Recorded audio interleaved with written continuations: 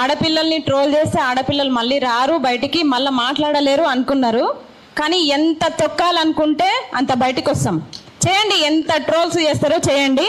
నిజంగా ఆ రోజైతే ఇంకొకటి, తెలంగాణ మీ అయ్య జాగిరా అన్నారు కదా, మా జాగిరే. మరి మా జాగిర్లా మా జాగాల మీరు ఇల్లు కట్టుకొని ప్రెస్ మీట్లు పెట్టి మా జాగాలని కబ్జాలు చేసుకుంటా ఈరోజు మీ అయ్య జాగిరా అంటే ఎవడయ్య జాగిర్? మరి మేం కొట్లాడుకున్న తెలంగాణ ఆనాడు నేను రజాకార్ వ్యవస్థను నేను చూడలే, నిజంగా నా కళ్ళతో చూడలే. కానీ ఈనాడు జనసేన రజాకార్లను మాత్రం నేను చూస్తున్నా. ఆనాడు రజాకార్లు వివస్త్రలను చేసి బతుకమ్మను ఆడిచ్చిరని పుస్తకాల్లో చదివిన, నేను బతుకమ్మ సినిమాలో చూసిన. కానీ ఈనాడు జనసేన రజాకార్లు మమ్మల్ని సోషల్ మీడియాలో వివస్త్రలను చేస్తున్నారు. ఎంత అన్యాయం అండి! మీరు అసలు ఇంత వ్యవస్థ మీరు ఎంత అసలు ఇంత పాడు చేసుకుంటా మీరు ఏ ముఖం పెట్టుకొని నేను తెలంగాణలో తిరుగుతా, తెలంగాణలో పోటీ చేస్తా? ఇంతకుముందు తెలంగాణలో మీరు పోటీ చేయలేదా? ఇప్పుడు కూడా చేయండి. మీరు పోటీ చెయ్యాలి, మేము మిమ్మల్ని ఓడగొట్టాలి. మేము తెలంగాణలో ఇదే అనుకుంటున్నాం, ఇదే కోరుకుంటున్నాం. ఇంకొకటి, అమ్మ అంజనమ్మ మీ కొడుకు హనుమంతుడు అనుకుంటున్నారేమో, వామో మురిసిపోకండి. మీ హనుమంతుడు కాదు, మీ కొడుకు రావణాసురుడు. మొత్తం తెలంగాణని దహనం చేయాలనుకుంటున్నాడు. కానీ ఇక్కడ ఉన్నది ఉద్యమసేన. ఈ ఉద్యమసేన గాలికి కొట్టుకుపోతాడు. మీ మీ మీ కొడుకు రావణాసురుడి శిరస్సును మేము ఖండించలేమేమో, కానీ ఆ బుద్ధిని మాత్రం మేము ఖండిస్తాం. ఆ 10 తలల బుద్ధిని, 10 తలలున్న ఆలోచనని మాత్రం ఖచ్చితంగా ఖండిస్తాం. ఉద్యమకారులతో పెట్టుకుంటే ఎట్లుంటుందో చూపిస్తాం. ముందు ఆంధ్రప్రదేశ్లో ఆ రాజధాని సంగతి చూడండి అయ్యా. తెలంగాణకు వచ్చి మీ అయ్య జాగిరా, ఎంత ధైర్యం కాకపోతే మమ్మల్ని రెచ్చగొడతారు. అసలు మీరు ఈ జనసేన సైనికులకు చెప్తున్నా, సంపుతాం, నరుకుతాం, నిన్ను అది చేస్తాం, ఇది చేస్తాం అని చెప్తున్నారు కదా. రండి, మా దగ్గర ఉన్న ఆయుధాలు ఒకటే. ఆడోళ్ళ దగ్గర ఆయుధాలు ఏముంటాయి? కత్తులు కటార్లు ఏం పెట్టుకోం. మేమేం ఉగ్రవాదులం కాము. ఉగ్రవాదులం అయితే తెలంగాణ ఉద్యమంలో 1200 మంది ఆత్మ బలిదానాలు ఎందుకైతాయ్యా? బుల్లెట్లకు ఎదురుగా ఎందుకు పోతారు? ఎందుకు పోతాం బుల్లెట్లకు ఎదురుగా? ఉగ్రవాదులం అయితే మీ ఆంధ్రలో అప్పుడే చంపి అక్కడ బొంద పెట్టేటోళ్ళం కదా. ఇప్పుడు కూడా అదే చెప్తున్నాం.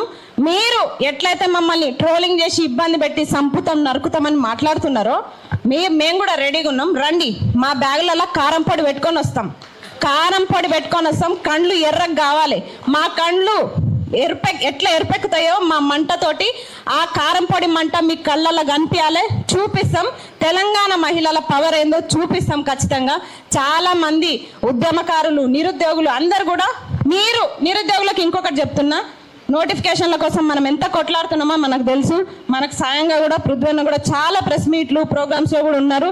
అట్లే ఈరోజు తెలంగాణ ఉద్యమ చరిత్రని మనం ఒక పాఠాలుగా చదువుతున్నాం. కానీ ఈరోజు ఆ తెలంగాణ అస్తిత్వానికి సమస్య వస్తుంది, ప్రమాదం వాటిల్లుతుందంటే ఇంకా ఎందుకు మీరు ఇంకా ఉద్యమాల బుక్కులు చదువుకుంటూ కూర్చున్నారు? బయటికి రండి కదా. ఫస్ట్ తెలంగాణను కాపాడుకుందాం, ఆ తర్వాతనే మనం ఆ ఉద్యమ పాఠాలు చదివినాం ఆల్రెడీ. మన సంస్కారం గొప్పది. ఆంధ్రోల చరిత్రను కూడా పాఠాలుగా చదువుకొని ఇప్పటికీ పరీక్షలు రాస్తున్నాం మనం. అయినా సరే ఈ వీళ్ళకి విశ్వాసం లేదు. అందరికీ కాదు, ప్రజల్ని మనం అనొద్దు, సామాన్య ప్రజల్ని మనం అనొద్దు. కానీ ఈ నాయకులు ఉగ్రవాదులు మీ అయ్య జాగిరా, మీ అబ్బ జాగిరా అని మనల్ని హేళన చేస్తున్నారు. అట్లాంటి వాళ్ళకి మాత్రం ఖచ్చితంగా బుద్ధి చెప్తాం.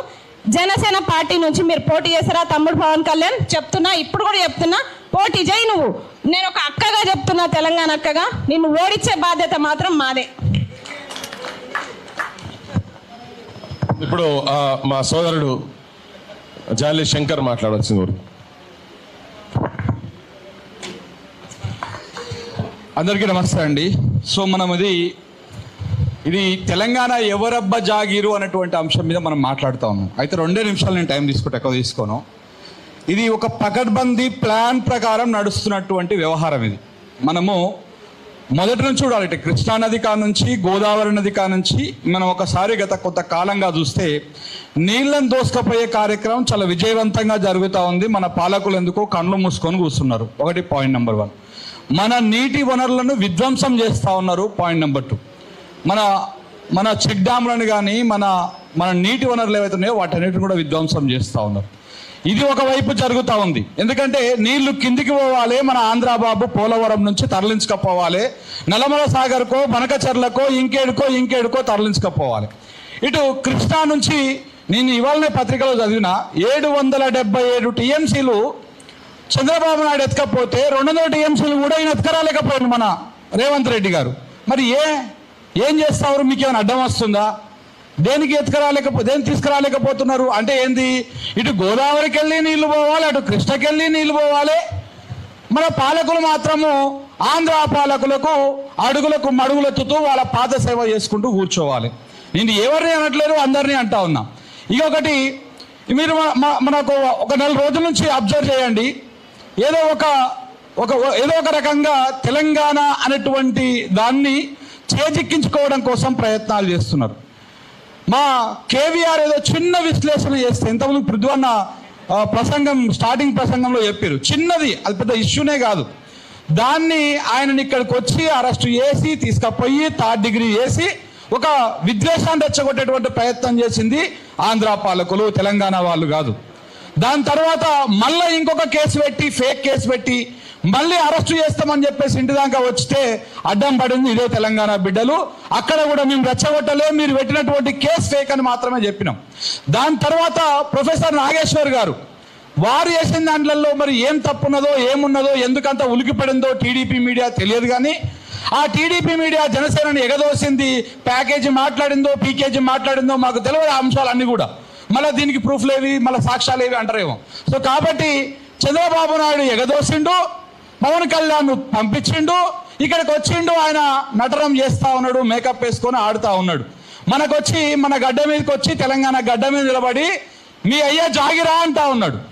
బరాబర్ ఇది మా అయ్యల జాగిరా అని మా అన్నలందరూ చెప్పారు. ఇక మనం కొత్తగా చెప్పాల్సిన అవసరం లేదు. కానీ ఇక్కడ మనం అర్థం చేసుకోవాల్సింది ఏంటి అంటే, వీళ్ళు ప్లానింగ్ ప్రకారం చేస్తూ ఉన్నారు. అంత ఒక పద్ధతి ప్రకారం మన సంస్కృతి మీద దెబ్బ కొట్టిర్రు, మన పాటల మీద దెబ్బ కొడతా ఉన్నారు, అన్ని రకాలుగా దెబ్బ కొట్టి ఒక పద్ధతి ప్రకారమే చేస్తూ ఉన్నారు. మన పాలకులు ఇలా కొంతమంది కాంగ్రెస్ మంత్రులు ఎమ్మెల్యేలు రెస్పాండ్ అవుతారు, సంతోషం. కానీ రెస్పాండ్ అవ్వాల్సిన అవ్వట్లేదు. ఎందుకు అవ్వట్లేదు? రేవంత్ రెడ్డి ఎందుకు మాట్లాడతలేడు? ఇవాళ కూడా రకరకాల ప్రోగ్రామ్స్కి పోతా ఉన్నాడు కదా, మాట్లాడండి.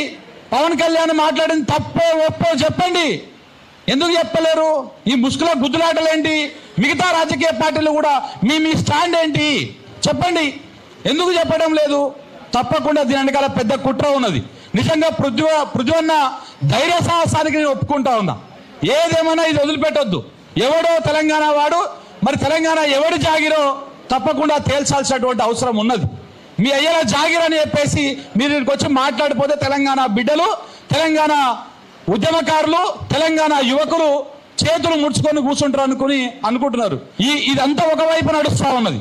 ఏది మీ అయ్యల జాగిర్ అని ఒక ఆయన అంటాడు, ఆయన ఇంకొక ఆయన టీవీలో కూర్చొని 2028లో పవన్ కళ్యాణ్ తెలంగాణకు సీఎం అని ఒక ఆయన అంటాడు, ఇంకొక ఆయన డిస్కషన్, ఇవన్నీ నడుస్తున్నాయి.